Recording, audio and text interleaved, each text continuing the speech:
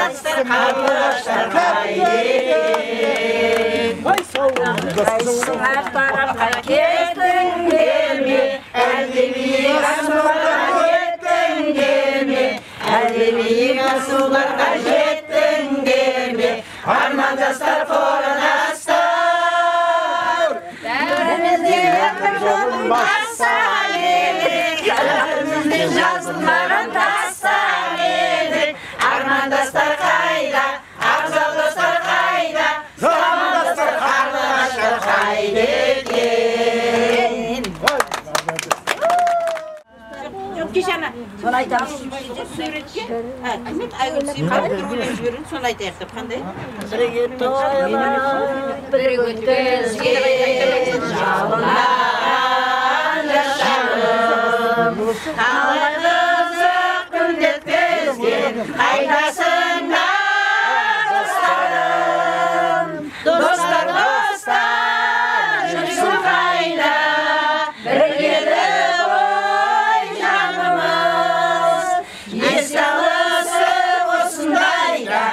шырқайып бәріміз, еске алысып осындайда, шырқайып бәріміз. Бәріміз де тартып бүгін, бақыт жолын іздеген. Достығымыздың сөзі әрқашанда бізден. Жүрсің қайда, біргеді ғой жанымыз. Еске алысып осындайда, кел шырқайық бәріміз. Еске алысып осындайда, кел шырқайық бәріміз. Бұлардан кейін ең бір қызықты, жақсы, қиямет, әдемі сәттер басталады. Соған дайын болып, өкпе кінәні қойып, жарқылдап, бір адамдай бәріміз атсалысайық. Жақсы ма? Өкпе жоқ, бәрі бауыр. Бауыр ғой, білем ғой енді. Сол үшін біреу-біреуге қолдан келсе поддержка қылайық. Біреу-біреуге қаддат етпейік. Жақсы ма? Ал Мәшта келуіңменен, Шолпанжан келуіңменен, қалдар салма, бәрі аман ба, енді амандық үшін бір азалмай атырмыз. Көп білем. Ал құрметті түлектер, 50 жылдық түлектер, келіңіздер, төрлетіңіздер, баршаларыңыз дастархан басына жайғасуларыңыз сұраймыз. Келіңіздер, қош келдіңіздер. Төрлетіңіздер, қош келдіңіздер. Бәрі қандай керемет, машалла. Баршамызға нәсіп етсін осылай.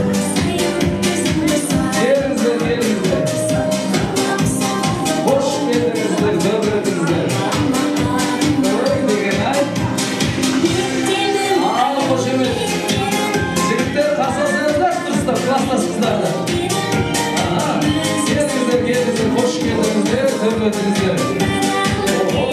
Міне қандай керемет. Ал қошемет.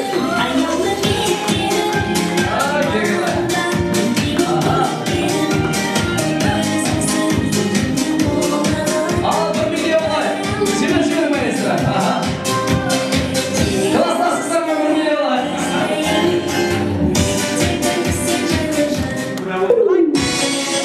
Ал кеткен 18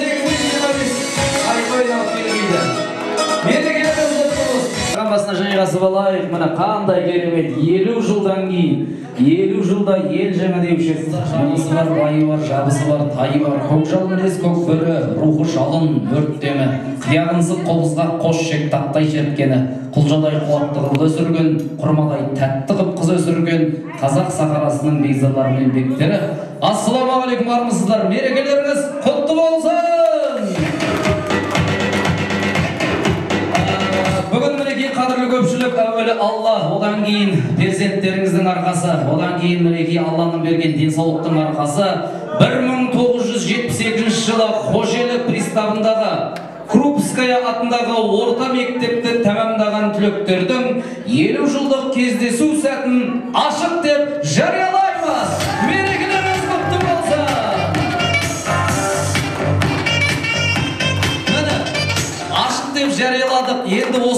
кешті былай бастағым кеп отыр. Әдемі сағат таңдайсың, көресің ұстап әрқайсың. 10 сағат сатып алсаң да, уақытты сатып алмайсың дейді. Міне, көзді ашып жұмғанша 50 жыл өте шыққан екен. Міне қандай керемет, қандай тамаша. Бұған жеткен де бар, жетпеген де бар, дүниеден озып кеткен кісілер де бар шығар. Бір сәт сол кісілерді еске алып қойсақ, қалай қарайсыздар? 1 минут. Тұрсаңыздар тіптен жақсы, ұл қыздары көрсін, марқайсын, мақтансын, еске алатын достары бар деді.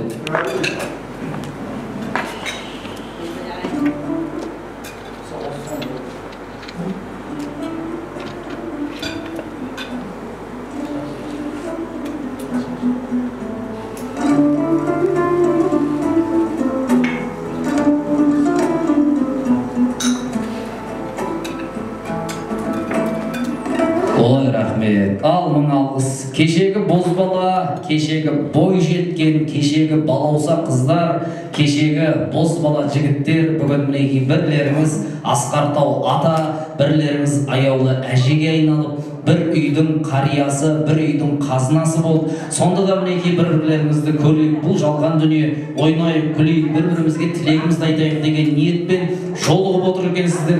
Енді ордада бата берсек рұқсат болса, қонақтың, жолаушының батасы қабыл болады, сапарда жүрген кісілердің батасы қабыл болады дейді. Күйеу балаларыңыз берсін ба? Енді ол кісілер сіздер күйеу бола болған, мен енді бір әулеттің атасы ғой. Сейсенбай ата кім берсін? Батаны. Жасы үлкендеріңіз бе? Дүйсен атамыз, дұрыс. Рахмет. Әумейін. Дастарханды ашып алайық. Әумейін. Ата батаңыз. Дүйсен атасы. Қасқа бап бере қояды. Микрофон ұстап тұрса.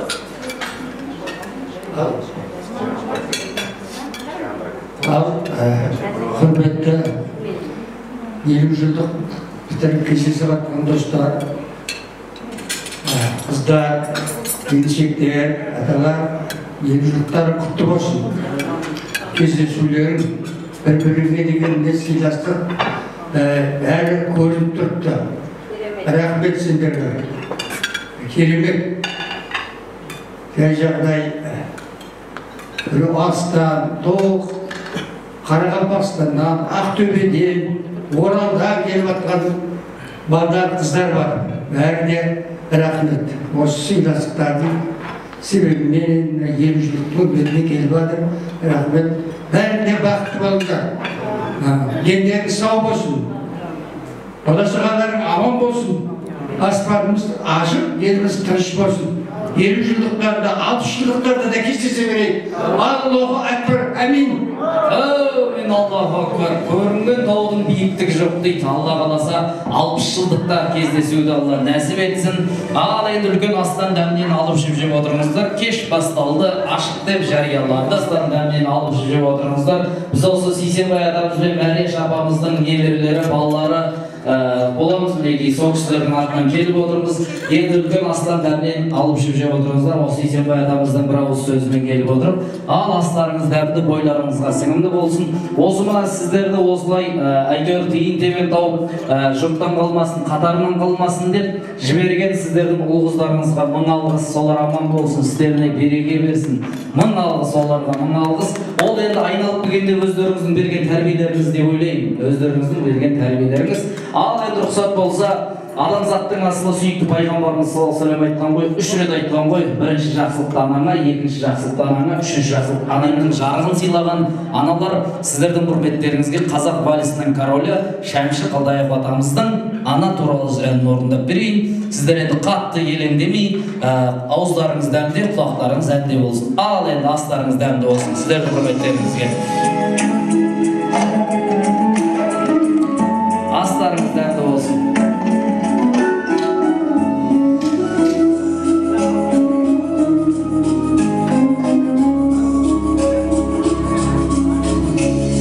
Әлемнің жарығын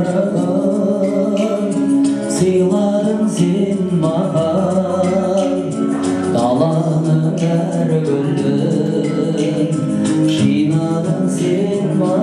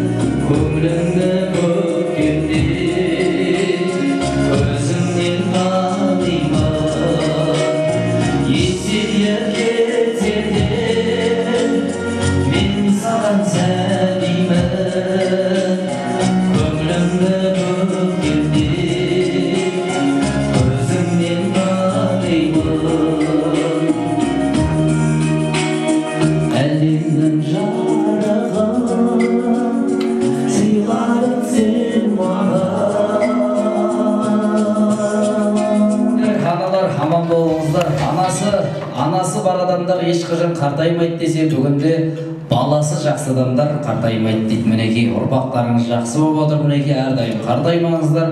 Олай десе, Бұқар Жырау бабамыз айтады екен, әкесі тірі жүргеннің жебесі тастан өтеді деп. Мінекей әкелер, аналар, сіздер аман болыңыздар. Енді бірер минут осы үлкен астан дәмнен алып алуға кішкене уақыт берейік. Астарыңыз дәмді болсын. Асықпайық, еркін отырыс болсын. Енді былай ары бері жүгіретін құда деген, құдағи деген біреуден ұят болады дейтін ешкім жоқ. Өздеріңіз сіздер ғой, кластассыздар, доссыздар, замандассыздар. Ал енді астарыңыз дәмді болсын. Үлкен аста, как раз мінекей. Ал енді үлкен аста келген екен, тарту өтуге рұқсат етіңіздер. Кеттік, ал жібер маэстро. Шай келеді қазір. Шай күтіп отыр екен ғой, ата-апалар екен ғой, келіңіздер. Шайдан бұрын бешбер бақ келсін.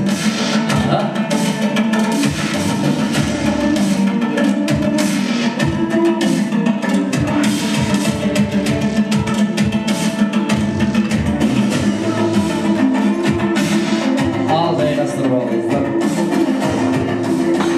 Asla bereket adam bana attır, doyum okutap da ben doyum versin, kadar dağılsın, buna yeni ürün tutalım, tuğla versin. Buna dişine ayıkanda 6 soğukta da muhtemelen oturabileyim. Bana zamanın reddleri göründür. Baktı onlar. Мен рахмет. Ал астарыңыздан болсын. Бірақ енді асқазанда ел қондыру керек екен, оны да түсініп отырмын, сондықтан кішкене астар дәмнен алып жеп отырыңыздар, астарыңыз дәмді болсын.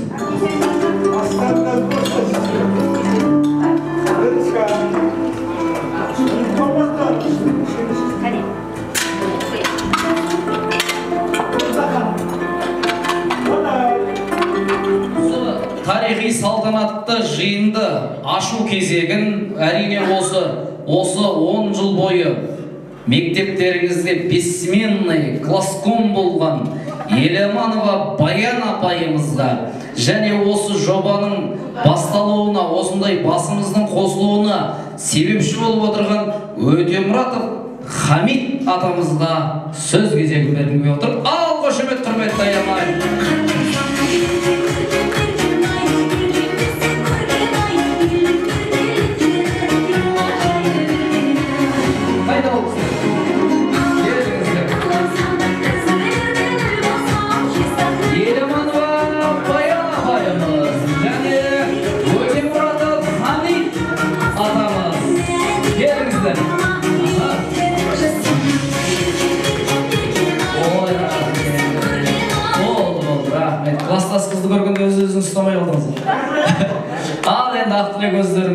келіңіздер. Сол класском деген ол қазіргі тілмен айтқанда жаңа не ғой? Староста, иә? Старостадан бастайық енді келіңіздер. 10 жылдық староста. Қайсысыңыз? Қыздың жолы жіңішке. Ал құрметті класстастар, жігіттер және қыздар, мына жігіттеріміздің келіншектері, қыздарымыздың өмір жолдастары, мінекей бүгін осы мектеп бітіргеніміздің 50 жылдық мерекесін атап өтейін деп бас қосып отырмыз. Осы кездесу барлығымызға құтты болсын. Осындай 50 жылда бас қосып, осы денсаулықпен ойнап күліп, мінекей 2-3 күннен бері тойлап жатырмыз, тойларымыз тойға ұласа берсін. Осылай тойлап жүретіндей барлығымызға денсаулық тілеймін. Енді бұл да бізге бір Алланың берген сыйы шығар. Осылай бала шағамыз алдымызда айдағаларлықтай қылып, көңілді қылып өткізейік. Мына осы кездесуді ұйымдастырып, бастама көтеріп, осындай жақсы бір кешені ұйымдастырып отырған Алматыдағы жігіттер, қыздар көп-көп рахмет барлығымызға да. Алла разы болсын. Енді мен осылай сіздерге бір ұсынысым бар. Біздің классымыз өте ауызбіршілікті класс болатын. Енді мына қазір соңғы уақытта мына заманның ағымына қарап, әркім әр жаққа ыдырап кеттік қой. Болмаса бізде 5 жыл, 10 жыл, 15 жылдық кездесу болды, бәріңіздің де естеріңізде бар шығар. Сонан соң арамыз үзіліп қалған. Міне 50 жылда енді бас қосып жатырмыз. Құдайым 60-70 жылда да бас қосу, таяқ сүйеніп, соны жүрген кемпірмен шал болып жүрсек те кездесу нәсіп етсін бәрімізге. Менің бір ұсынысым бар. 60 жылдық деп ары қарай ұзақтатпай-ақ қояйын. Жиірек басымыз қосылып тұрса қандай жақсы. 55 жылдықта кездесейік деген ұсынысым бар. Мына көзден кетсе көңілден кетеді дейді ғой. Осылай жиі кездесіп, көзімізге көзіміз түсіп тұрса, бір-бірімізге өте жақын болып, ағайын туыстай болып қаламыз. Сондықтан сол 55 жылдықта кездесейік деген менде бір ұсыныс бар. Басқа не айтам, енді айтатын сөздер көп, уақыттың бәрін алмай-ақ қояйын. Осылай бір аман-есен кездесе берейік. 25 жылдыққа жағаны жібере ма? Құдай қаласа жібереді. Мына осылай кездесуге келіп отырғанымыз шынында да енді бастап отырған мынада жігітіміз айтып жатыр ғой, бала шағамыздың арқасы. Әуелі Құдай қалды бала шағамыздың арқасы. Бала шағамыз бәріміздің аман болсын.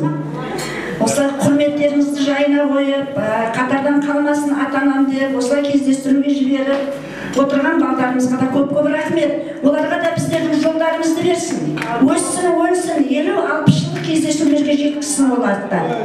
Молодец, рахмет, Әлек. Дух болашақ қол шапалақтап жіберіңіздер, класстың қанының айтқан ғибратты сөздеріне. Ассалаумағалейкум. Құрметті де қадірлі 1972 жылы Қожелі пристанындағы Надежда Константиновна Крупская атындағы мектептің 10 жылдығын сыныптығын тамамдаған класстастар, салама алейкум!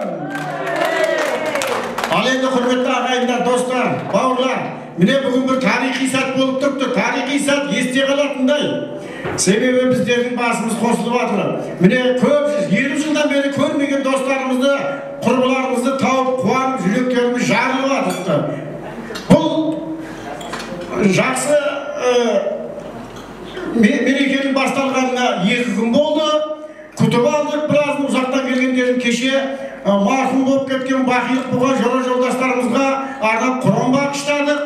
Бүгін енді кәдімгідей өздеріміз отырып, көңіл көтеріп, бір-бірімізбен билеп, ойнап, күліп, танысып деп бүгінге жүрміз. Танымыз айтпақшы көріңіз.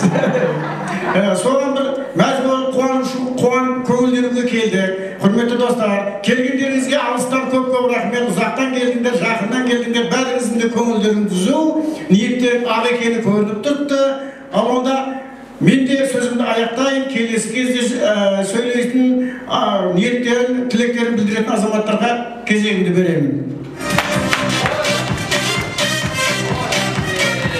Рахмет. Хамид ата, сізге де рахмет. Осының бәрін ұйымдастырып жатқан, мінекей, рахмет. Не еді? Райком бет қандай? Класком апайға қол соғып қошып өтен қойыңыздар. Ал ендігі тілекті осы бұл кісілер ашық берді ғой, ендігі тілекті бастайтын Базаргүл Қоңыратбаевна.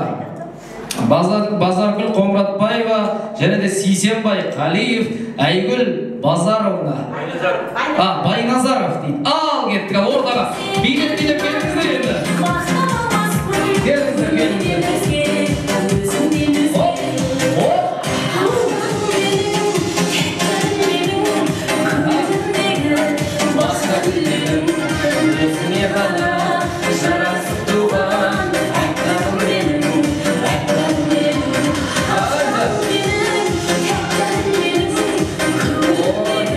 Келіңіздер. Ана жігітімен қызымен келгендері болса шықсын.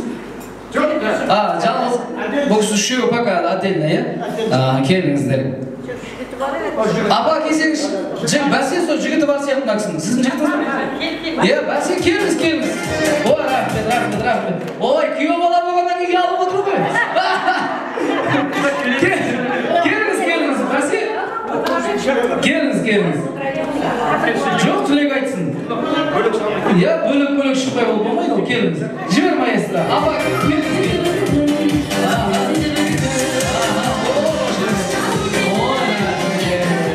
Бұл сен күйеу бала болғаннан кейін алып отыр ғой, шамбала ұрып қойыңыздар кішкене. Бұл кісі кім? Сейсенбай, сіз де сөйлейсіз ғой, келіңіз. Қалмаңыз. Мені Мәрия Шапамның мойнындағы алтынды көрдіңіздер ме? Шапала ұрып қойыңыздар, қол соғып қошып өте қойыңыздар. Ал енді пайғамбарда күйеу баласын сыйлаған дейді, күйеу баладан бастайық. Дұрыс, келіңіздер.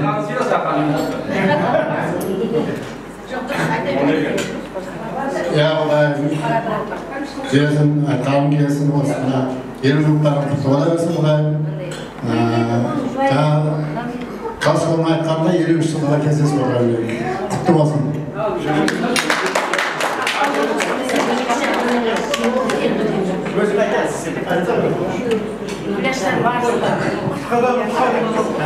Құрметті қонақтар, ассалаумағалейкум. Мен өте қуаныштымын сіздерге.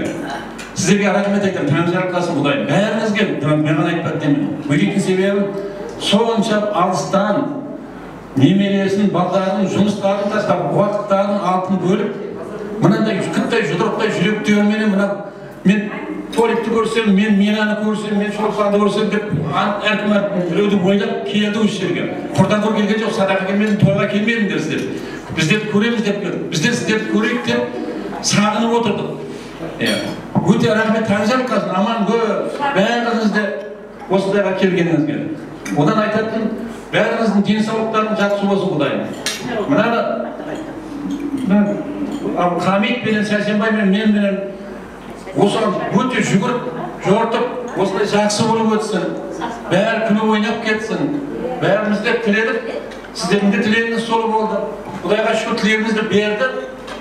Бәріміз аман сау келіп, ішінде бүкіттай біреулер бар, күттай нейбеймін жоқ, ол зиян жоқ, кесілесіз.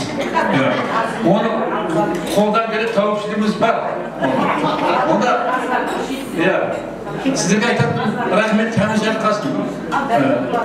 Бақытты болыңдар Құдайым. Жаңағы айтып жатыр ғой, 50 жылдық, 60 жылдық, 70 жылдық деп. Соң айтқандары келсін.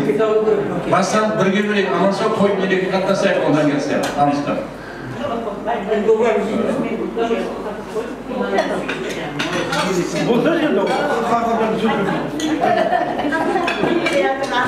Сен келмей жатыпты. Не болып қалды? Біз заты ойыма түсіп кетті да. Жоқ, болмайды сөйлейді ғой, қатырады. Ал онда мен базарымын көріп беремін. Айта беремін.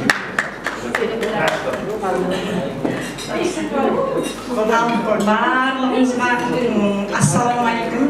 Қарақалпақстан Қожелі Пристиннен келдім. Міне 1972 жылы бітіріп, сонша жылдан бері көрмей, сыныптастарды көрмеген, жарты ғасырдан бері көрмеген сыныптастарым бар еді. Бәріңізге жалынды сәлем, бастарың аман, бауырларың бүтін күліп ойнап, осы бәріңіздің дидарын қостырып жатырған мына қартайғанда да сәні менен қартайып, барлық өсіріп отқан қыздардың қызықтарын көре білдік.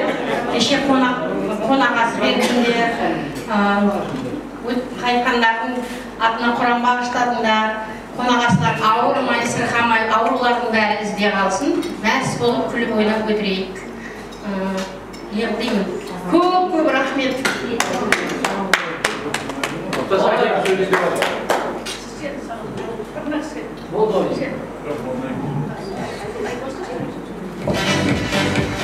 Ассаламу алейкум ва рахматуллахи ва баракатух.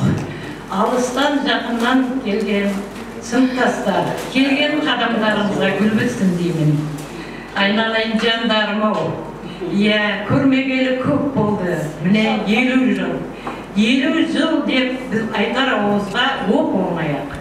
Дегенменен 50 жылдағы біздің қаншама жаңалықтарымыз, қанша басымыздан өткен енді делердің бәрі адам баласы ойлап қараса, бір кітап болатындай, былайша қарай 2 кітап болатындай әңгіме. Енді осындай бізде сөйлетіп тұрған, бізді жоқтан бар қылған Аллаға мақтау мен мадақтаулар болсын.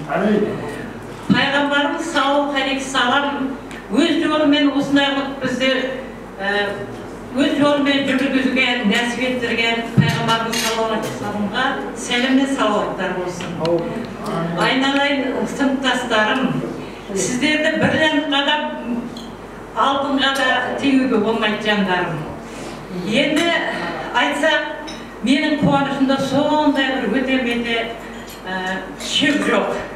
Біз былтыр осы күз айының ноябрь айы болса керек.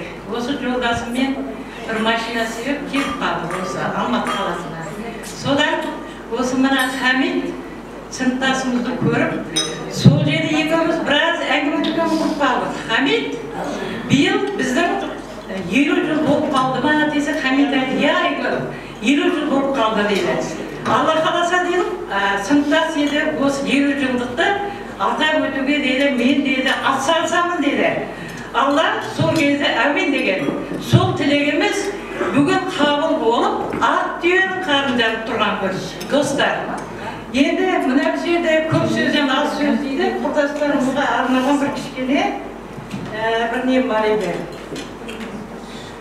Өмірдегі әрбір адамның жанындағы, сыныптағы құрдастары, сыныптастары, сырлас достар арасындағы сыйластықты, туатын сағынышты ақындарымыз осындай бір дәріптеп кеткен болатын. Құрдасымды неге іздеймін осы мен? Кездескені кеңес құрам көсілем, күлкім менің қатты шығады, жүрегіме табылғандай тосын ем. Қызық іздеп келеміз ғой, туғалы, басылмайды көңілімнің думаны, балалығын сағынған бұл жүректе,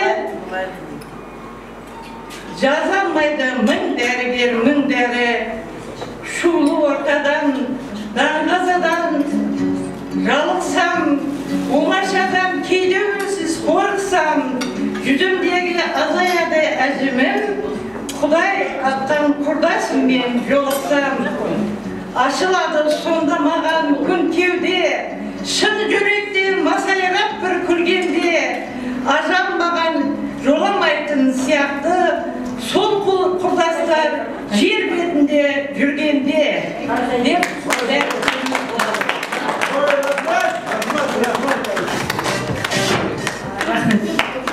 армысыздар тойшы қауым. Мына бүгін қуанышты кездесуге куә болып, өздеріңмен мына Бесқалада қожалар елінде мына дүниеге келіп, Крупская мектебінде оқыған 72-ші жылғы түлектердің мектеп бітіргеніне де 50 жыл уақыт өтіпті. Яғни бұл аз уақыт емес, жарты ғасыр десек те болатын шығар. Міне бұл уақытта, осы уақытта қаншама сулар ағып өтті, қанша уақыттар зымырап, жылдары күндер өтті. Әрине бұл өмірге талай адам келіп, талай кетті. Солардың ішінде өздеріміздің арамызда жүрген құрбы құрдастарымыз да бар. Ол дүниелік болып кеткен. Әрине олардың жатқан жері жаннат болсын, жүректерінде иман болсын. Яғни топырағы торқа болып, олар көрмеген қызықтарды, бала шағалары жолдас жұбайлар көрсін деп тілейміз. Әрине бүгінгі күн қуанышты күн сіздер үшін. Айқайлап тұрып ән салып шаттанатын күн. Себебі сонау балалықтың тай құлындай тебісіп, өкпелесіп жарасқан, сол күндердің куәсі болған достар өміріне араға 50 жыл салып қайта кездесіп отыр. Қаншалық қандай қуаныш бақыт десеңші. Әрине бұндай бақыт кез келген адамның басына қона бермесі анық. Сондықтан да бүгінгі күн сендердің тарихыңыздағы ең бір елеулі күннің, ең бір есте қалатын күндердің бірі деп айтсақ та болатын шығар. Әрине кешегі ақ бантигі желбіреген қыздарымыз, тұлымшағы желбіреген ұлдарымыз бұл күнде ақ сақалды шалдар болса, кәрілер болса, пайғамбар жасын өткен кәрілер болса, ал ақ жаулықты аналарымыз әрбір үйдің, әрбір отбасының жаны, яғни немерелерінің сүйікті әжесі болып қайта оралып отыр. Міне бұл күндер әрине сендер үшін қуанышты күн. Осы қуаныштарыңызды, қуанғандарыңызды көріп, біздеріне тойдың болғанынан болат сықылық дейді ғой. Сол сендердің шашбауларыңызды көтеріп 2-3 күннен бері біздерді атсалып жүрміз деп ойлаймыз алдағы құрдас құрбыларымыз. Сендерге де осындай бақытты берген, осындай қуанышты бергенде шын жүректен бізде қуанып жатырмыз. Өмір жастарыңыз ұзақ болсын, отбасыларыңыз аман болсын, денсаулықтарыңыз мықты болсын әрқашанда. Енді міне осындай күнде Алатаудың баурайында, Қаскеленнің қаласында, табиғаттың аясында кездесіп отырған күн қандай қуанышты десеңші. Әрине бұл бақыт күн біздер үшін. Сол үшін достар, ән салайық, билейік, шаттанайық. Бұл күн біздің тарихымызда мәңгі есте қалсын. Әрине бұл күн талай осы күнде аңсап жүрген боларсыңдар. Осы күн, осы уақыт болады дегеннен бастап төпі басталды бәріңізде. Мына алай-дүлей заманға қарамастан, осындай қиыншылықтарға қарамастан, мына Бесқаладан келіп жатқан құрбы құрдастарымызға бір басымызды иіп тұрып, яғни мойнымызды бұрып тұрып, бір қошемет көрсетейікші.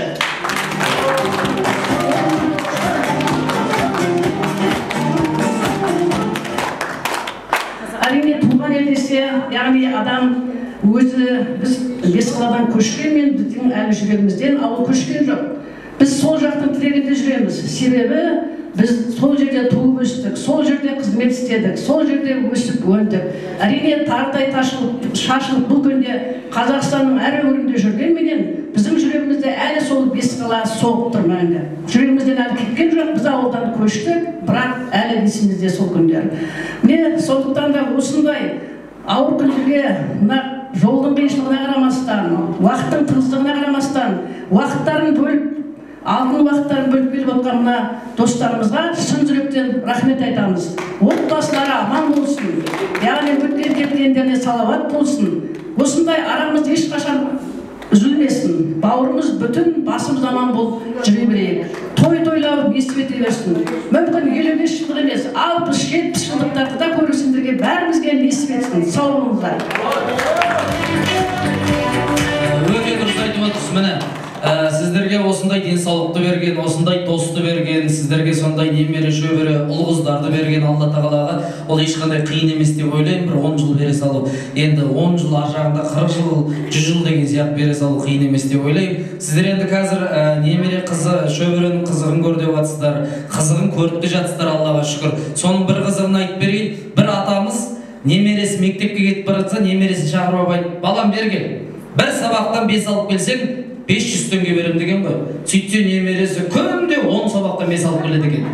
Сөйтіп атамыз 2 айдан кейін ақшадан қиналып кетіп, немересін шақырып айтады дейді, айналайын балам, өткенде 500 теңге деп саған суммасын көп айтып қойыппын. Давай енді бір сабақтан 5 алып келсең 300 теңге берейін деген ғой. Сөйтсе немересі айтады дейді, ой ата қойыңызшы, өзім мұғаліммен 250-ден әрең келісіп алып жүрмін деп. Балқып немеренің қызына тоймай шапқылап жүре беріңіздер, аман болыңыздар. Ал енді жайғасып алыңыздар. Тілек ниеттеріңіз қабыл болсын. Керемет тілек айттыңыздар, керемет өлең шығарыпты апайымыз мінекей. Тамаша, керемет. Аман болыңыздар. Міне мынау мектепте Мектептегенге есіме түседі, мектепте мұғалім оқушылардан сұрап жатыр дейді, Әлбек орнынан тұра қойшы, сен кейін өскенде кім боласың?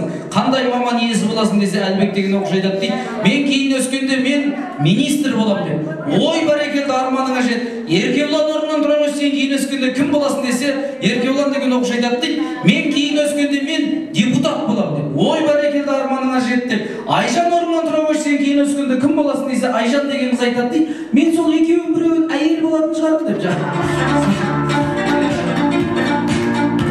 Сол айтқандай балқұлы немерелерің заман болсын, шөберлерің заман болсын. Енді рұқсат болса сіздің арамызда Сейсенбай ата бір 4 қыз бар ма? Бейт жақсы билейтін қыздар. Шығарыңыз, атын айтыңыз, 4 қыздың атын айтыңыз. Кім? Кластасыздардан шықсын. Қыздардан алыстан келген кісілерден шықсын. Қағар үшеуін өзім шығарам. Жақсы билейтін қыздардан. Жақсы билейін деп айтып Апа келіңіз. Келіңіз. Сейсенбай ата шығарып беріңізші. Келіңіз апа. Жақсы билейтін. Мектепте жаңағы осенний балға қатысып жүрген, қыс сынына қатысып жүргендер бар ма? Тағы бір келіндерден екеу шықсын. Қыздардан екеу, келіндерден екеу шықсын. Марияш апа келіңіз. Келіңіз. Марияш апа, қыздардан екеу, келіндерден екеу. Сіздер екеуіңіз қыздарсыздар ғой, класстың қыздары. Екеу келін жүріңіздер. Рахмет. Класстың қыздары мен келіндер. Так, сосын 4 жігіт бар. Сосын 4 жігіт. Сейсенбай ата. 4 жігіт керек, 4 жігіт. Өз айналдырған 4 кеу. Өз айналдырған 4. Кеу баладан шықсын да. Келіңіз. 2 кеу бала шықсын, 2 кеу. Міне. Келіңіздер, бері жақындаңыздар, бір қатарға тұрып. Нақсы кеу бола ма? Осы жігіт десеңізші. Грузияда тұрады ғой деймін, өкісі. Түріксай деген. Енді бір жігіт, жоқ, енді 2 жігіт. 2 кеу, енді 2 кеу. Дүйсен кеу дейді. Дүйсен аға, келіңіз. Кеу бола. Жоқ, енді болады өздеріңізге сай жаңағы. Сіздердің замандастарыңыз. Нақсықшы. Өзі блогер ғой. Шынымен де блогер. 2 күйеу деп атыр. 2 күйеу дейді, келіңіз.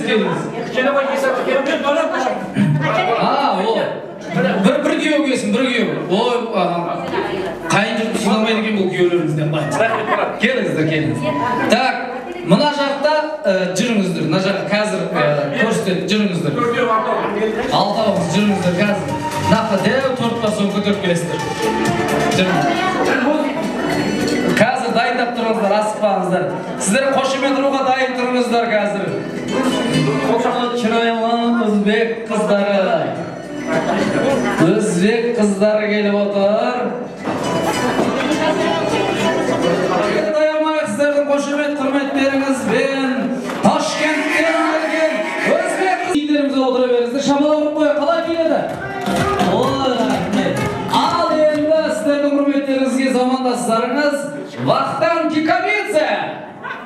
Шабалақ қошемет, Вахтан Кикабидзе.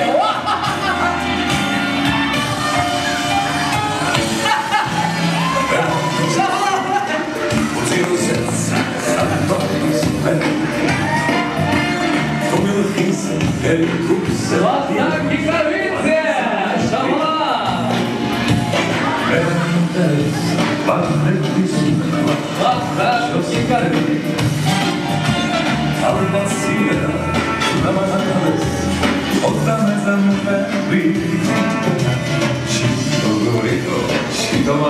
Кикабидзе.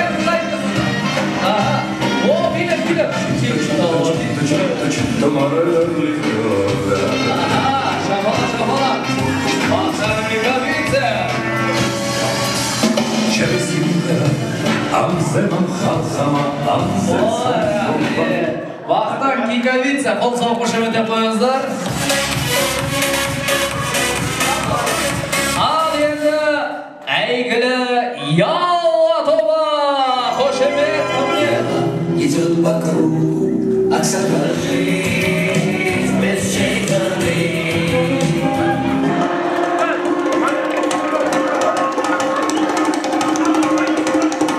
Ялла тобының биіне.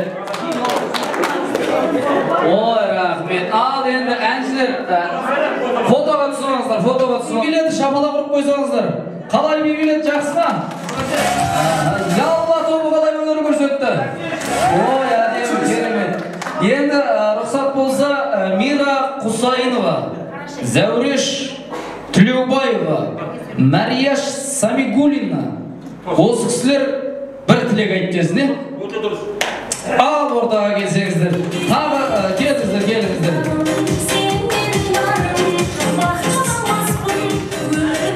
Құрметті достар, біз ешкімді ағалап атқан жоқпыз. Венитке бойынша шақырып жатырмыз. Венитке бойынша. Ой, рахмет. Ал енді ақтілек өздеріңізде кімнен бастаймыз? Келіңіздер. Ақбикештен бастаймыз. Ассалаумағалейкум барша класстастар. Басымды иіп, сендерге сәлем беремін.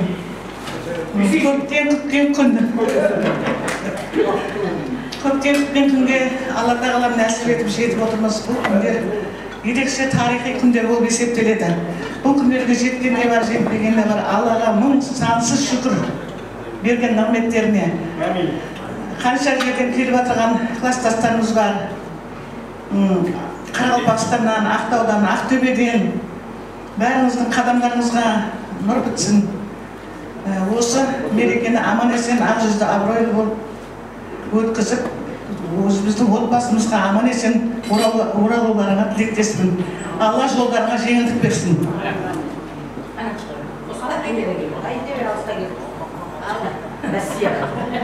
Құрметті класстастар, Көкшетаудан сәлем. Мен де қуаныштымын осы күнге. Тарихта қалатын күн. Сонша асығыспен күттік. 20 жылдан бері көрмеген класстастарым бар. Мен көпшілікті көрмеген. Өте қуаныштымын. Сол барлығымыз көрсек, тек қана жақсы күндерде көрсек. Алла дендерімізге салық берсін, отбасымыз аман болсын, немерелеріміз, шөберелеріміз аман болып, осы 6 жылдықта да осындай қызық қуанышқа кездесуге нәсіп етсін. Барлығымызға денсаулық тілеймін, сол күнге жетейін. Енді баяннан, Ақбикештен кейін әңгімелі жоқ шығарды. Жақсы, құрметті класстастар, бәріміз бүгін басымыз жиналып қалып отырмыз, жан-жақтан келіп отырмыз, айтқандай жаңағы. Біздер енді берекелі бейнеуден келіп отырмыз, 2 адам. Осындай орталарымызда берекелі бола берсін, бастарымыз бірігіп жатыр, Аллаға шүкір дейміз. Көп қуаныштымыз, мына әсіресе ер азаматтарымызға үлкен алғысымыз шексіз. Тек Алла осылар алғысқа бөленіп жүре берсін, осылардың арқасы осының бәрі. Жаңа Хамид айтқандай, қабырғалармен ақылдаспаса, бұларда онша келістіре алмайды деп ойлаймын. Қабырғаларына да Алла разымыз, көп рахмет, сендерге де алғысымыз шексіз. Міне кешеден бері келіп жатырмыз, құрмет сыйдың бәрін көріп жатырмыз. Рахмет сендерге, Алла разы болсын дейміз. Міне біздер 21 күні Күләштің үйіне келдік. Ақш дейміз, бұны әуелден Ақш дейміз. Америка Күләшті. Рахмет, сау бол. 3 күннен бері сенің үйіңдеміз, балдарыңа да ризамыз. Алла тек сондай балдарды тәрбиелеп отқан, саған үлкен рахмет. Балдарың тек сол өзіңнің жақсылығының арқасында осындай сені сыйлап, бізді сыйлап, өз үйінде күтіп отыр. Үлкен рахмет. Алла тек соның қызығын көріп жүре беріңдер. Мына дастарханның жиегінде отыратындар алыстан келіп отырмыз ғой, бәріміз де тек бірімізді көргіміз келіп, тіпті жылап та алдық, күліп те алдық, сағынып қалыппыз. Жаңа Зәуре айтқандай, мен осы тек бір бейнеуде тұрып Күләшті көргенмін, басқа ешкімді көрмеппін. Ешкіммен араласпаппын, 50 жылда көріп отырмын бәріңді де.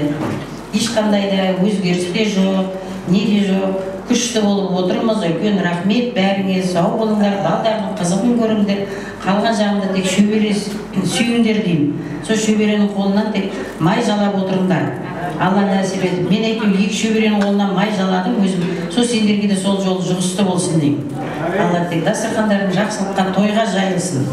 Ауыздарың бір болып осылай тек бауырларың бүтін болсын. Дастархандарың жақсылыққа, тойға жайыла берсін. Бәріңе рахмет, өйстіп басымыз бірігіп өйстіп келіп отқанымызға. Мына немізде жақсы көңілді болып өтіп жатыр. Хамид, Шамил, Сейсенбай, рахмет осындай жерді ұйымдастырып біздерді әкеліп отқандарға үлкен рахмет. Дарьябай, сен де қалып қойма ішінде. Сен де барсың әйтеуір. Амангелді бар, сақалың сапсиып алып. Ал сен қонақсың ба, отыра бер онда. Қонақпын деп қояды. Бәріңе рахмет ал. Үлкен алғысымыз, тіпті толық не айтарымызды да білмей тұрмыз. Бәріңе тек алғысымыз. Тек ауылға аман есен барып, қалған жағында да осылай аман есен кездесе берейік.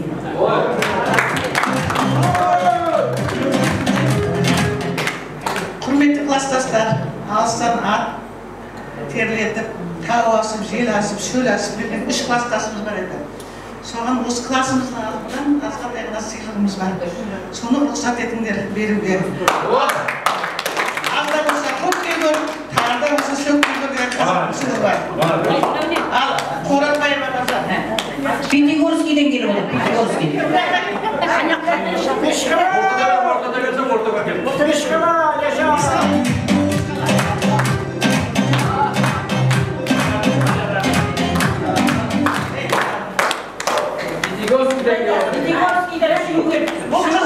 Классымызда өзіміздің класстас балаға күйеуге шыққан.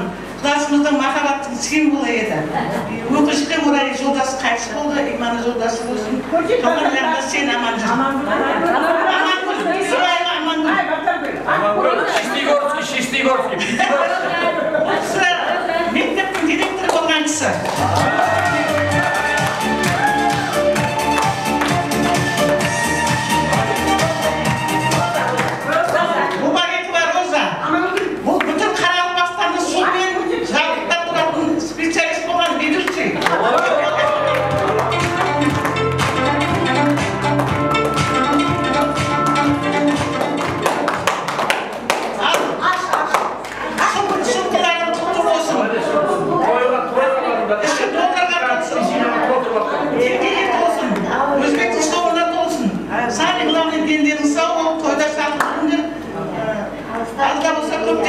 Аман болыңдар, сау болыңдар.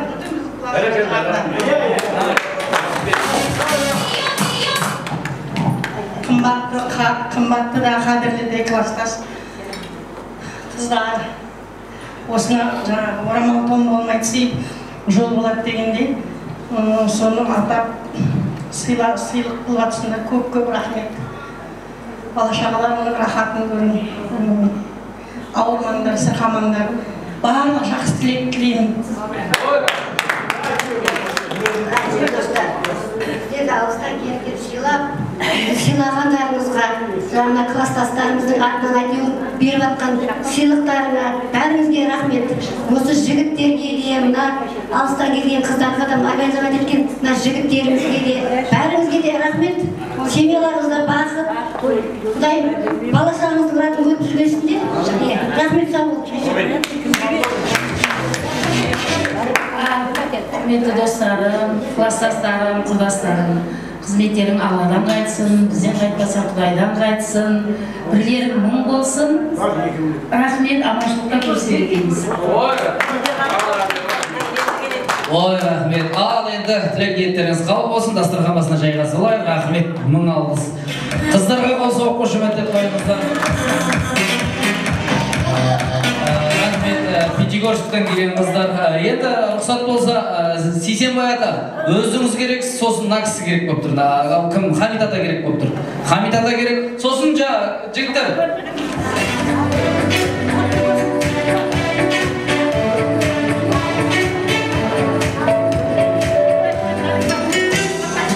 Енді жаңа ойынға шықпаған екі жігіт, бір қыз бар ма? Бір қыз. Сейсенбай ата, өзіңіз керексіз, Сейсенбай ата.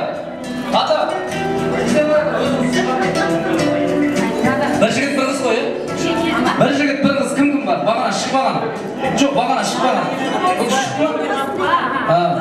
Бір қыз. Пятигорскийден қыздар ма? Ойын бағана шықпаған қыздар болсын. Бағана шықпаған осы кісі ма? Жүріңіздер. Тағы бір еркек па? Тағы бір еркек. Бағана шықпаған. Толик ата шықпады, Толик ата. Жоқ, блогер ата. Нақсы. Шығарыңыз. Жоқ, шық қой нақсы. Шамил шықсын деп жатыр, қыздар айтып жатыр. Шамил деген сіз ба?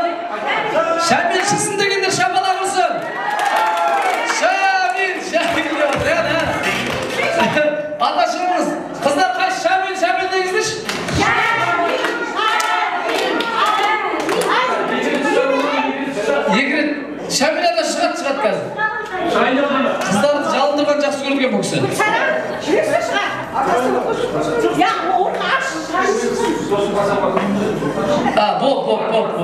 Жарайдан келген Алла Пугачева! Қошына, присаживайтесь, пожалуйста, присаживайтесь. Енді өздеріңізге белгілі қазақ КСРО-сының халық артистері Дос Мұқасан қошеметтерге. Дос Мұқасан ансамблі!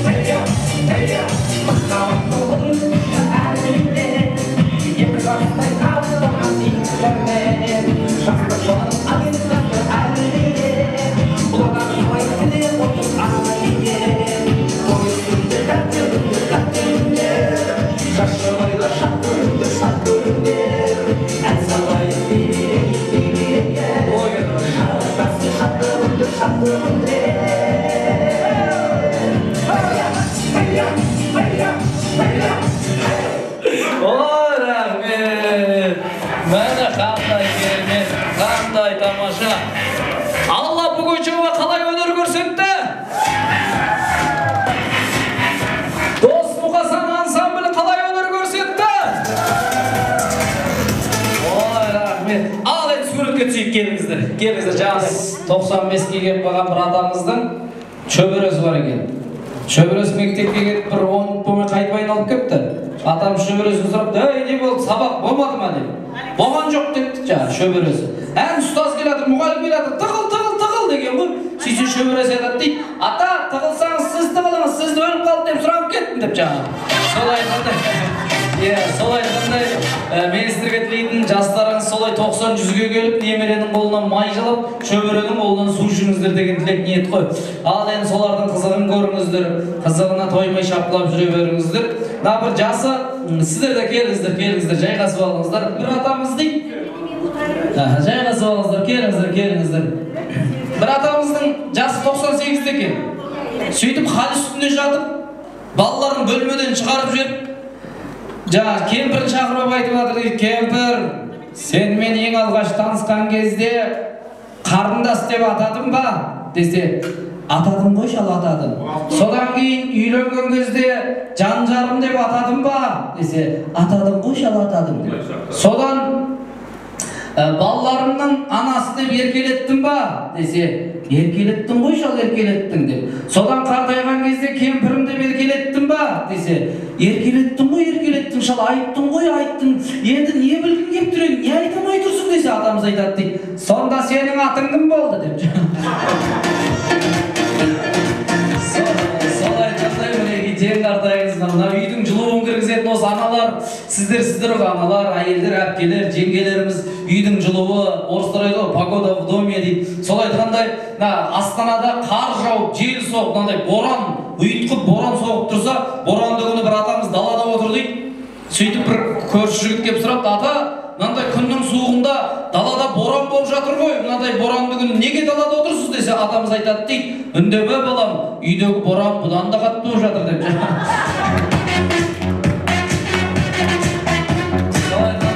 Үйдің жылуын кіргізетін аналар, сіздер аман болыңыздар, ата-апалар, сіздер аман болыңыздар, сіздер бар жерде береке бар, сіздер бар жерде қазына бар, сіздер бар жерде ұят бар, сіздер бар жерде ұрпақ әлдеқайда ақылдырақ. Мінекей келін түсіріп жатсыздар, күйеу балалы болып жатсыздар. Бір әжеміз айтты ғой, баланы қойшы, келіннің айтқаннан шыға алмайды, одан гөрі күйеу балам жақсы, қызымның айтқаннан шыға алмайды деп жаңа. Солай айтқандай мінекей, бұл енді бізде қазақта ене туралы, күйеу бала, келін, әзілдер көп қой, анекдоттар көп. Енді мен басқа тамадаларды қайдам, менің мақсатым анекдотты күлдіру үшін айтамын. Біреудің күйеу күйөө баласына тию үчүн, бирөөдүн жана келинине, бирөөдүн келинине, бирөөдүн энесине тийүү үчүн эмес.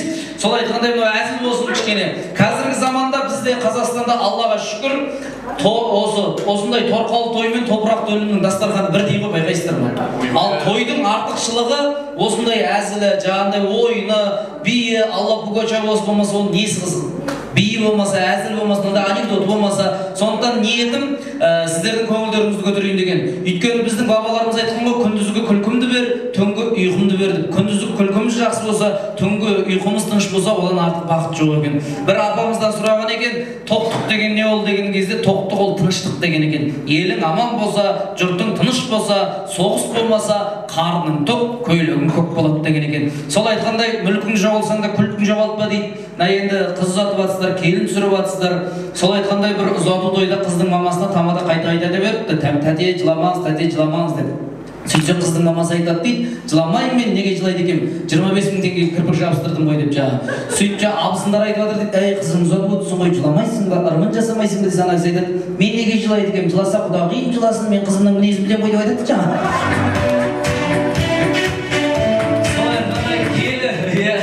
Келін түсіріңіздер, әлде келін түсірмеген кісілер, балалары жас, кеш үйленген кісілер бар шығар араламызда. Келін демекші бір күні бір қыз өмір бойы қалалы жерде туылып өсіп, ауылды жерге тіпті қонаққа да бармаптан алды. Сөйтіп ауыл жерге де қонаққа бармай, сөйтіп шалғай ауылды жерге қаланың қызы келін болып түсіпті, ауылды жерге. Сөйтіп келіннің атасы таң ертең келінге, айналайын келін, біз анау поляға барамыз, шөп шабамыз, мен шай ішпесем басым ауырады, қоржынға шәугім сал деп. Сөйтіп қаланың қызы қайнатасының қоржынына тефаль салып жетті.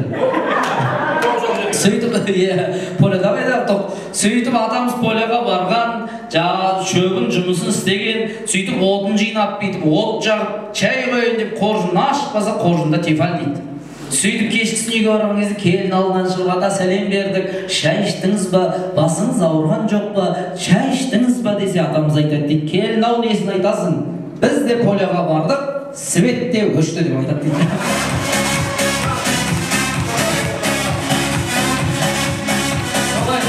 Ата шай іштіңіздер ма, апа шай іштіңіз ба деп жүретін тамаша келіндеріңіз болсын, жаңағындай бал тілді немерелеріңіз болсын. Осындай бір жаздың күні күннің ыстығында, шілденің күні күн ыстық тұр дейді, енді ми қайнататын күн ыстық. Сондай кезде бір атамыз жол жүріп келе жатып, бірінші үйге барып кіріпті. Сөйтіп айғайлап тұр дейді, «Ай, бұл үйде апырау бар ма? Ай, бұл үйде апырау бар ма?» десе, кішкентай бала шығып дейді, «Ата, үйде мен ғана, менен басқа ешкім жоқ. Ай, жарайды айналайын, құдай қонақпын, жол жүріп келе жатырмын, жаяу жүріп келе жатырмын, су бар ма?» деп. Сөйтсе кішкентай бала, «Ата, қымыз бар, қымыз ішесіз ба, қымыз?» деп. «Ой, айналайын, қымыздан ашқан сусын бар ма? Әкел қымыз» деп. Сөйтсе кішкентай бала үлкен ыдыспен алып келе жатыр дейді, мынандай. Үлкен ыдыспен алып келіп, атамыз қымызды ішіп алып, «Ой, рахмет, көзөгенге көрсін. Бұл не деген көп қымыз?» десе, балалы үйде ұрып жатпайды, кішкентай бала дейді, «Апам ары бері кеткен кезде айтқан, ары бері өткен жолаушылар болса, ана тышқан түсіп кеткен қымызды бер деп айтқан» деп айтады. Сөйтіп, «Ой, жүгар мектепте ыдысты лақтырып жесе, кішкентай бала айтады дейді, «Ата, лақтырмаңыз, ол менің інімнің горшогы ғой» деп.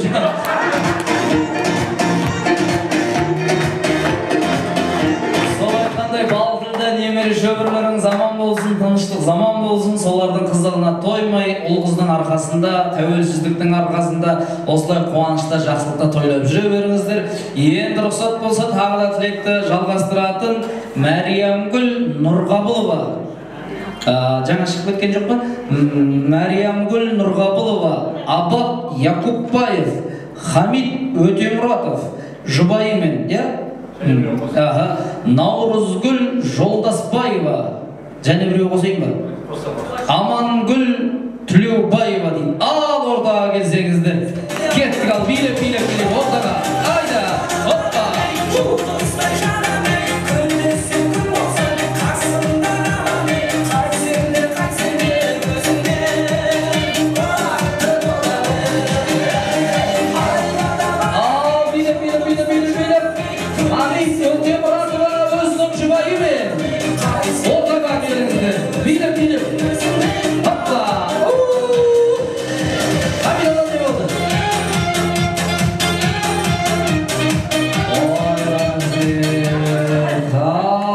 келдіңіздер.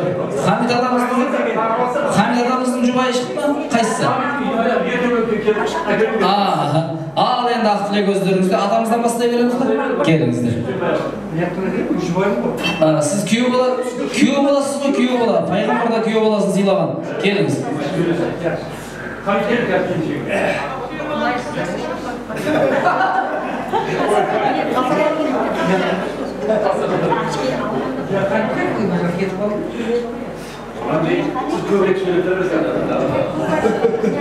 Жақсы.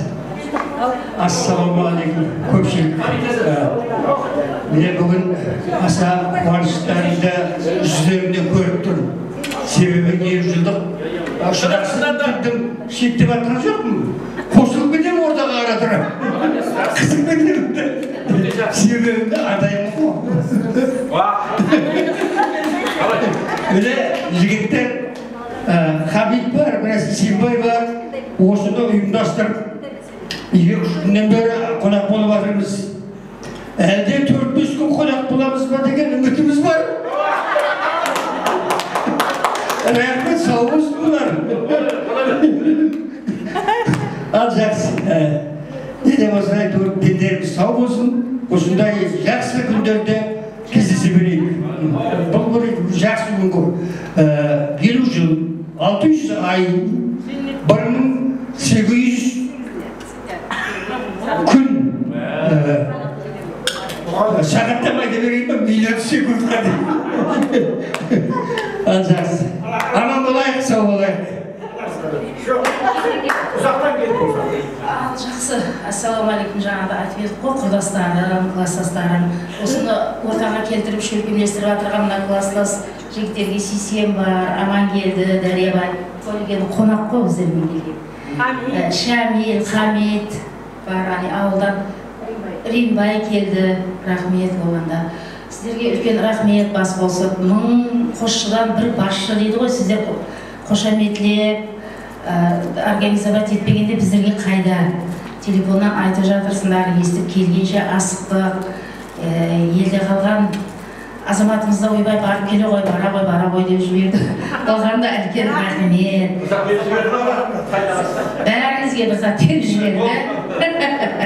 Ауыз тек азда болса көптен көріп айтыр. Менен сәлемдеме деп бір кішкене бір зат беріп жібермеді. Ертім Хамидке. Ауыз тек ауылдығы ғой енді. Ауылдан дуайы сәлем. Бәрі менің шалым сәлем айтып жатыр бәріңізге. Біразыңызды таниды. Не дейін енді, отбасыларың аман болсын, бауырларың күтін, бастарың аман, келесіна 50 болса 55-60-70 жылдықтарға да бастарымыз аман болып бәріміз жете берейік, бауырларымыз бүтін болсын, елден дуайы сәлем. Біздер енді көшіп келмеген, мен қазақпын, өзім бірақ тепешін, бірақ әлі көшіп келген жоқпын. Шалым тыңдамай жатыр, өзім келгім келеді, бірақ келе алмай жатырмын, билік басында болмағасын. Неден аманшылық болғай, аманшылықта ақ жүзді абырайлы болып ұшыраса берейік. Осы кешеміз аман сау тарқасын. Кешені Американың үйінде болдық, оған да рахмет. Енді бүгін Сейсенбайдың үйіне барамыз, оған да рахмет. Мен Хамиден бұрын келіп алдым. 18-інде бірінші барайын деп. Не қылайын енді, кешеміз жақсы өтсін, бәрілеріңіздің өмірлерің ұзақ, мазмұнды өмір сүрің, бала шағаларыңыздың қызығын көрің. Енді мына бұл дүниеден көз жұмып кеткен класстастарымыз бар, оларға тие берсін, жатқан жері жайлы болып, топырағы тұрқа болсын, олардың көрмей кеткен қызықтарын мына ізінде қалған ұл-қыздары, жолдастары көрсін. Тіріге жүрім бергей, өлілерге иман берсін, әр уақытта аманшылықта кездесе берейік. Рахмет. Ал құрметті класстастар, достар, міне бүгін 50 жылдық деп бәріміз ұшырасып отырмыз, Құдайым құтты болсын.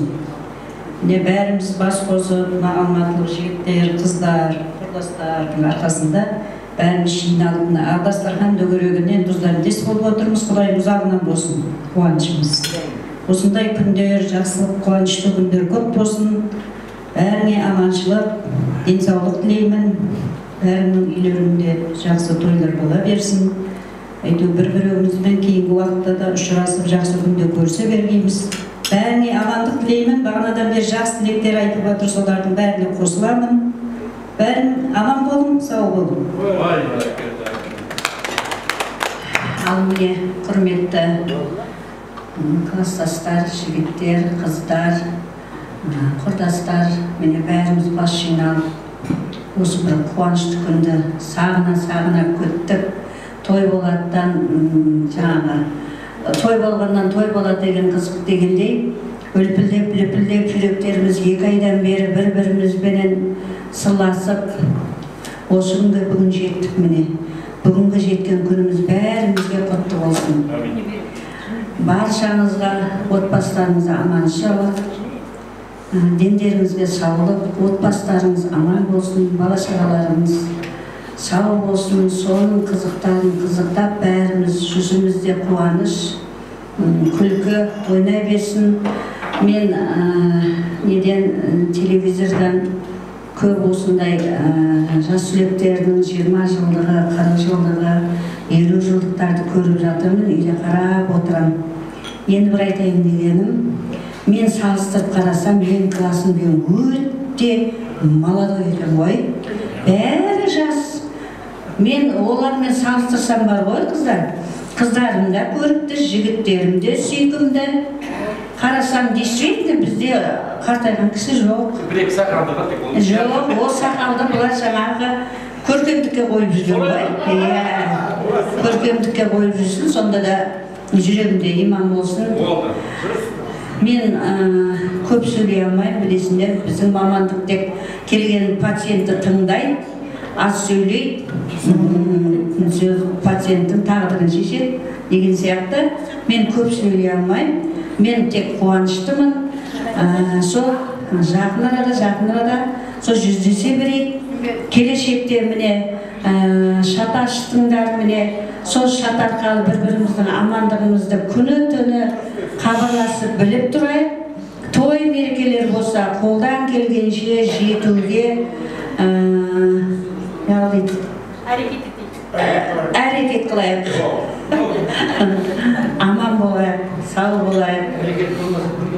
Әрекет болмаса берекет болмайды.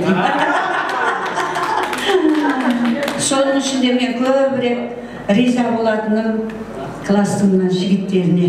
Осылар болмаса осы күн қайда? Айтыңдаршы. Осы жігіттеріміздің арқасында осындай бәрімізді жүздестіріп, қуаныстырып, осындай дәрежеге әкеліп отыр. Рахмет класстың жігіттеріне. Қыздар мың шаққан бол, мың жаңағыдай не бола беріңіз, жігітке жетпейсіңдер. Неғыл дейді? Алтын басты жоқ. Мен дұрыс па? Алтын басты әйелден бақа басты. Алтын басты әйелден бақа басты еркек артық дейді. Еркексіз күніміз жоқ. Давай, сау болыңдар. Ой, Нәштайжан бір көтеріп тастады. Ең соңғы сөзімен біз бәрімізді төбеміз бір көтеріп қалды. Дұрыс па? Ал құрметті достар, өздерің білесіңдер, бұл басынан кішкене тарихты айта кетейін. Осы мына Айгүл деген бір қызымыз бар. Бара берсін. Айгүл деген бір қызымыз бар, кішкентай ғана өзі. Сол қыз бір күні осы инициативаны көтерді маған, идеяны. Сөйтсеңдер болмай ма деді де. Мен айттым, неге болмайды? Болады деп өзімше айттым. Сөйтіп, енді кейін ойлап көріп, қайықтан тауып аламын. Әркім әр жақта жүріпті. Жүріп одан берді көп заманнан бері ешкім көрген жоқ. Біреу жарым, үшеу, төрт шығып барып араласып отырған. Басқалар қайда жүрген білмейміз. Дәребай деген жылдан мы жейді? Ол да 100 жылда бір келеді үйге. Сөйтіп ойланып отырдым да, сосын мен бір ағай туғанның басын қосып жүрген бір інім бар еді. Осындайға шеберлеу соған айтып көрмем, шаташыламын, қайтып ашып берейін аға деді. 3-4 адрес жинады, 5-6 адрес болмаса болмайды деді. Сосын баянның адресін, телефондарын біреулерден алып айын сұрап аттып қой білем оны. Сөйтіп 4-5 қызына ашып беріп едім. Ойбай, улап, шулап, жылап, еңіреп, мына қыздарымыз деген потадай көздап тамса кетті. Сосын ойладым, енді болды жоға түстік қой дедім.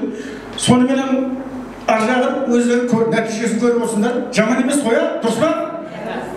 Солай. Енді бағанада біраз айттым, тарихты қысқаша айта кеттім. Ал енді бана мәнеш айтып, бұл біздің біздің класстың еркектері қабырғасыз ештеңе істей алмайды. Қайсың қабырған бәрі қайтып келіп тұрасың. Рас екен бәрі шығып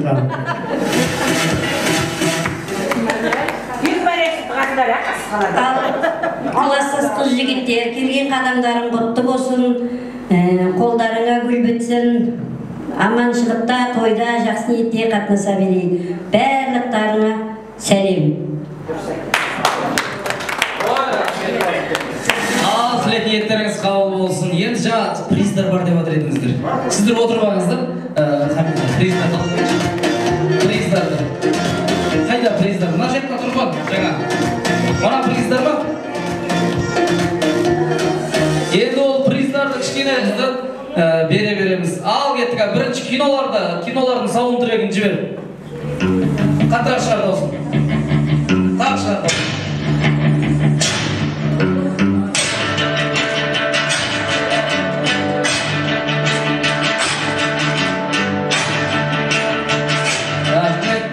Қандай кино білесіздер ма?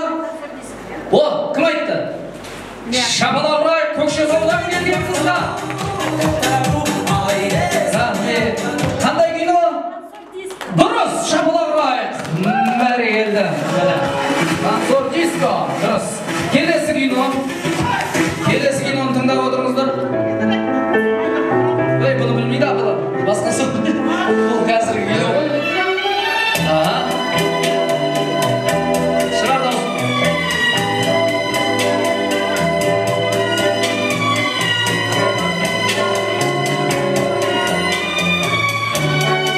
Рахмет. Қандай кино? Дұрыс, Шапалақұрай.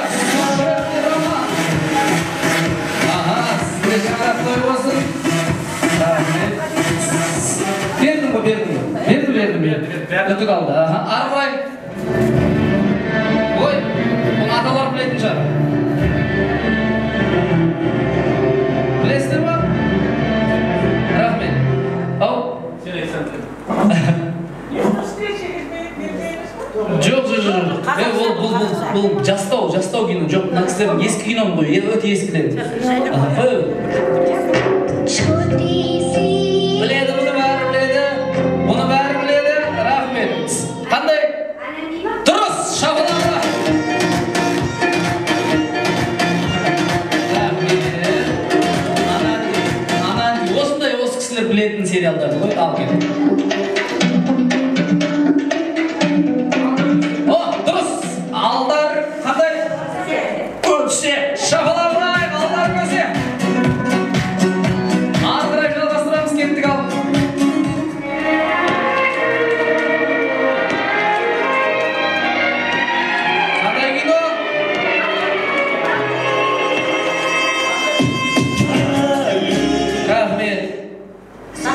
Дұрыс, Тақиял Періште, Шапалақұрай, Көкшетау.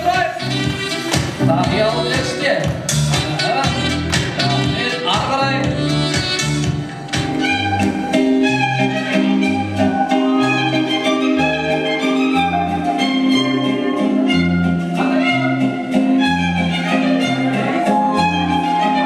Рахмет, қандай кино түс? Жоқ. Берейік. Жоқ. Вокзал на двоих. Вокзал на двоих. Қандай? Вокзал на двоих. Жоқ. Қандай еді жаңағы? Берегейс автомобиль. Жарай, рахмет. Келесін жіберіп. Олар мына бәріңіз білесіздер. Рахмет. Ау. Шуріктің киносы. Шапалақұрай. Рахмет. Сіз ренжімеңіз. Алдыңыз ғой сыйлық, Рахмет. Келесі.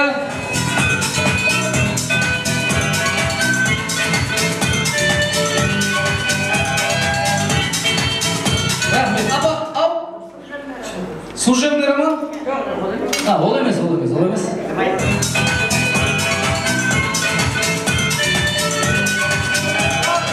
Рахмет. Ау. С легким паром? Дұрыс па? Жоқ. С легким паром дұрыс емес. Ау. С легким паром дұрыс емес.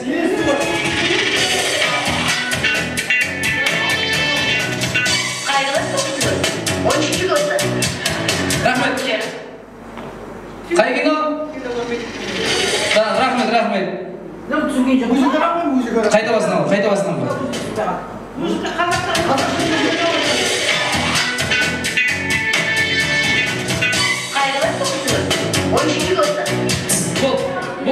Ал. Жоқ. Терезені сындырған кім? Кім тапты? Кімге береміз? Таппадық қой. Сізге береміз.